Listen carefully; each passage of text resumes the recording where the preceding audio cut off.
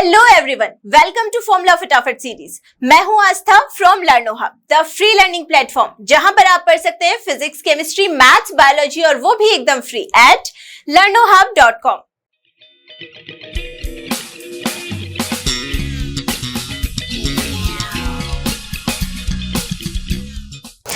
Formula फटाफट series में आज हम डिस्कस करेंगे अपने क्लास 9 के चैप्टर ग्रेविटेशन के सारे और इंपॉर्टेंट फॉर्मूले साथ में। आई होप कि इससे पहले आप इस चैप्टर का वन शॉट वीडियो और एनसीईआरटी सॉल्यूशन वाला वीडियो अच्छे से देख चुके होंगे। तो चलिए रिवाइज करते हैं इस चैप्टर के सारे फॉर्मूले जल्दी से।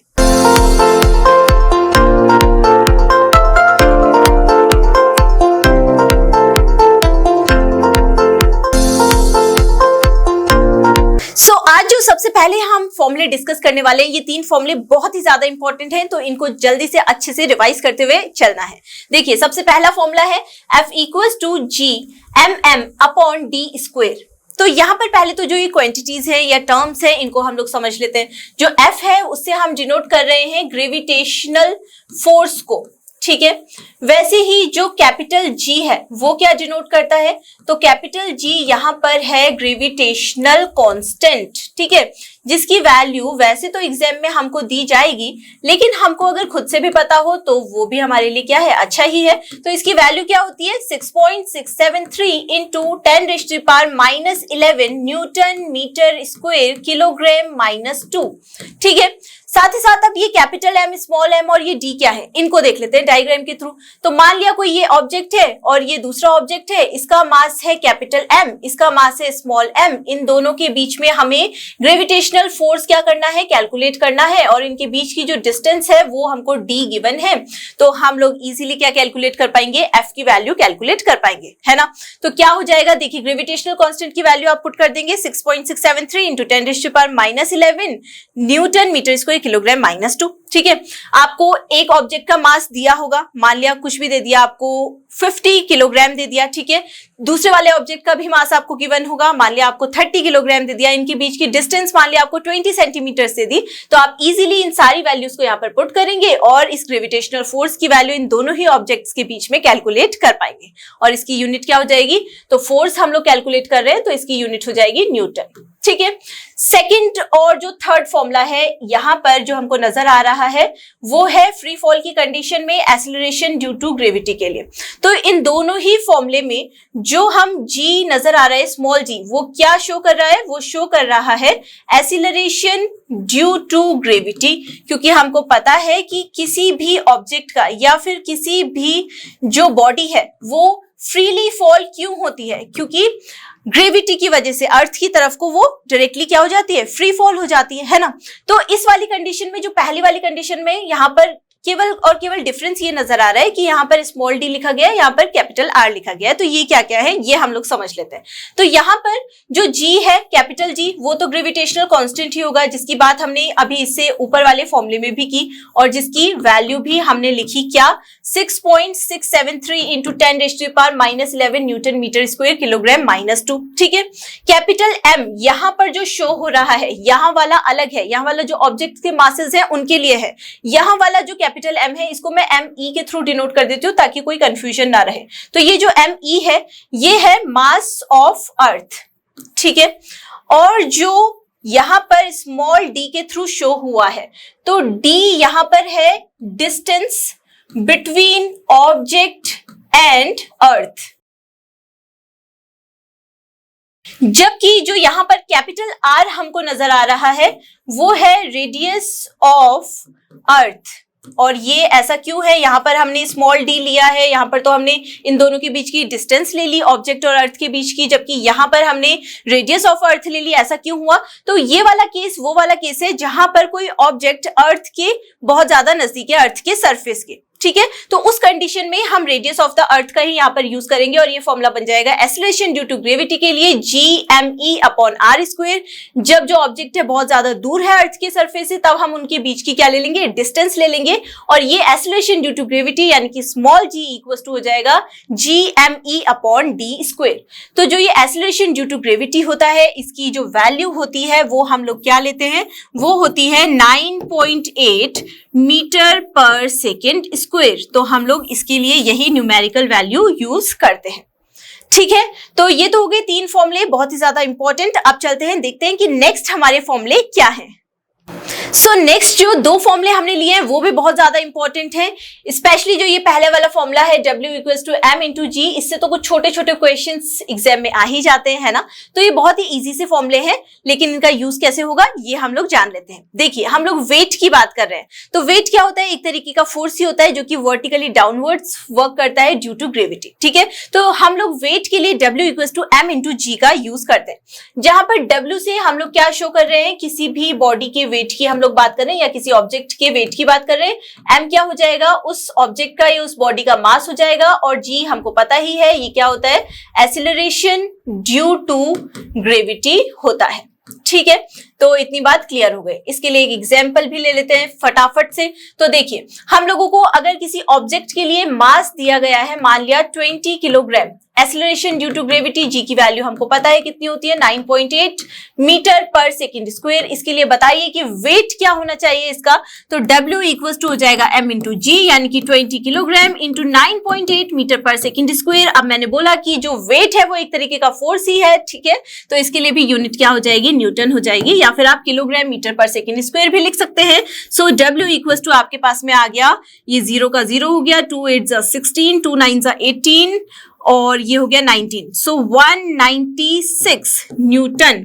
तो इस तरीके के कुछ क्वेश्चन आ सकते हैं, या फिर ऐसा भी हो सकता है किसी बॉडी के लिए आपको वेट दिया गया हो, आपको उसका मास कैलकुलेट करना हो, तो G की वैल्यू आपको पता होगी, वेट आपको गिवन होगा, आप M equals to W upon G के थ्रू वो भी कैलकुलेट कर सकते हैं। ठीक है, नेक्स्ट जो हमने फॉर्मूला लिखा है WM equals to GMM into M upon RM square, तो ये किसके लिए फॉर्मूला है?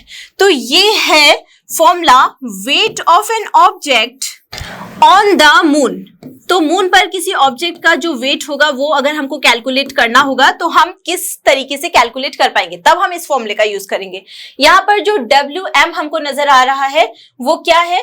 वो है weight of object on the moon. तो बेसिकली यही फॉर्मूला हम लोग कैलकुलेट कर रहे हैं, सॉरी, इसकी ही वैल्यू हमको इस फॉर्मूले के थ्रू कैलकुलेट करनी होगी। ठीक है, तो ये हमने लिख लिया। अब देखिए, जो कैपिटल G है वो तो हमको पता ही है, ये क्या होता है? ये होता है ग्रेविटेशनल कांस्टेंट, जिसकी वैल्यू क्या होती है? 6.673 into 10⁻⁻11 newton metre square kilogram -2। ठीक है, कैपिटल MM जो हमको दिख रहा है ये क्या है? ये है मास ऑफ मून। ठीक है, और जो स्मॉल m हमको नजर आ रहा है वो क्या है?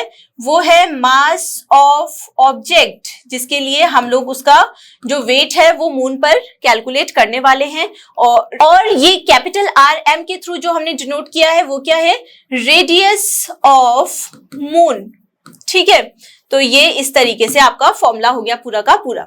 तो अगर आपके पास में आपको क्वेश्चन में दिया होगा, ठीक है, कि जो ग्रेविटेशनल कांस्टेंट है उसकी वैल्यू क्या होती है, वैसे आपको पता ही है, वो भी गिवन होगी। जो आपके पास में मास ऑफ द मून है वो भी आपको क्वेश्चन में गिवन होगा, रेडियस ऑफ द मून भी आपको क्वेश्चन में गिवन होगी। आपको जिस ऑब्जेक्ट के लिए ये वेट कैलकुलेट करना है मून पर, तो वो भी आपको, उसका मास भी आपको गिवन होगा। तो इस फॉर्मूले में आप लोग पुट कर देंगे। फॉर्मूला क्या है एक बार यहां पर लिख लेते हैं, WM इक्वल्स टू GMM। ये MM क्या है? मास ऑफ द मून, फिर स्मॉल m है इसके साथ में मल्टीप्लीकेशन में, अपॉन RM क्या है? रेडियस ऑफ द मून, और इसका कर देंगे स्क्वायर। और इस फॉर्मूले के थ्रू हम लोग कैलकुलेट कर सकते हैं wait of an object on the moon.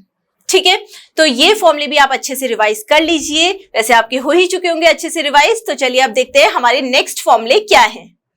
हमारे नेक्स्ट जो 2 फॉर्मूले हैं वो भी है बहुत ही ज्यादा इंपॉर्टेंट, इनसे भी एग्जाम्स में क्वेश्चन आपके पास में आ सकता है। तो एक है प्रेशर से रिलेटेड, दूसरा है रिलेटिव डेंसिटी से रिलेटेड। एक एक करके इनको देखते हैं। पहला फॉर्मूला है pressure equals to thrust upon area. तो थ्रस्ट क्या होता है? एक प्रकार का, एक टाइप का फोर्स ही होता है जो कि किसी ऑब्जेक्ट के सरफेस के परपेंडिकुलर एक्ट करता है। एरिया आपको पता ही है, ठीक है।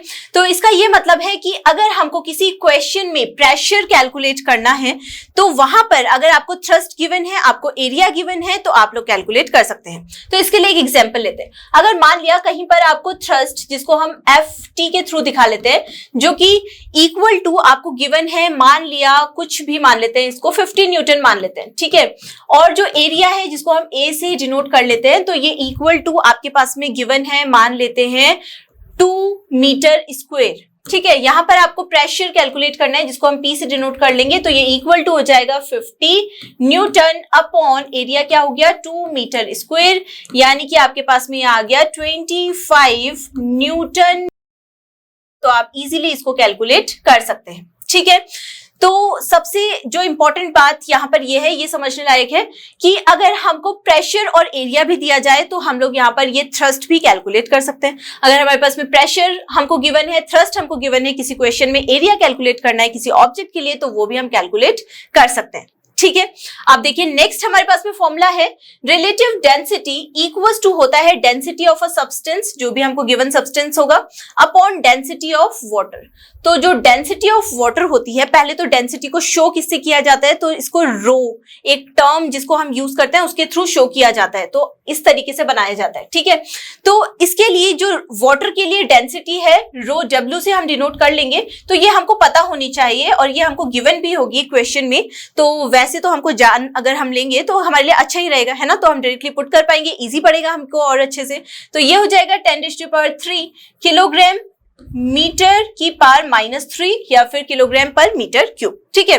और रिलेटिव डेंसिटी मान लिया किसी भी सब्सटेंस के लिए, जैसे कि आपकी बुक में ना एक एग्जांपल दिया था सिल्वर के लिए, तो हम लिख लेते हैं रिलेटिव डेंसिटी फॉर सिल्वर, ठीक है, जो कि हमको गिवन है मान लिया 10.8। अब हमको कैलकुलेट यहां पर करना है डेंसिटी ऑफ सिल्वर, तो हम लोग कैलकुलेट कर सकते हैं इजीली। क्या हो जाएगा, रो सिल्वर इक्वल्स टू हो जाएगा आपके पास में रिलेटिव डेंसिटी।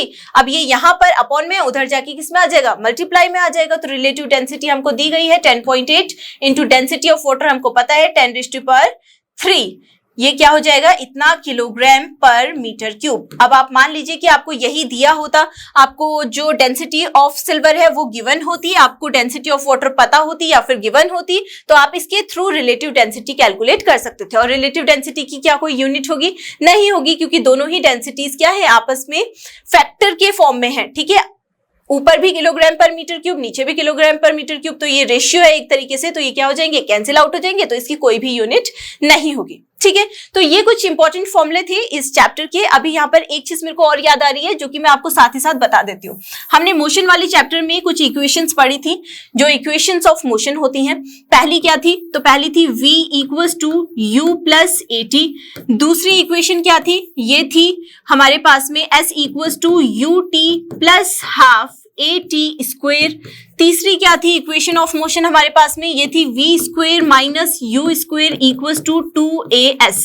तो यहाँ पर टर्म्स क्या क्या है, जो स्मॉल v होता है वो हम फाइनल वेलोसिटी के लिए, u जो होता है इनिशियल वेलोसिटी के लिए, a जो होता है एक्सेलरेशन के लिए, t जो होता है टाइम के लिए, s जो होता है वो हम डिस्टेंस के लिए शो करते हैं या फिर डिनोट करते हैं।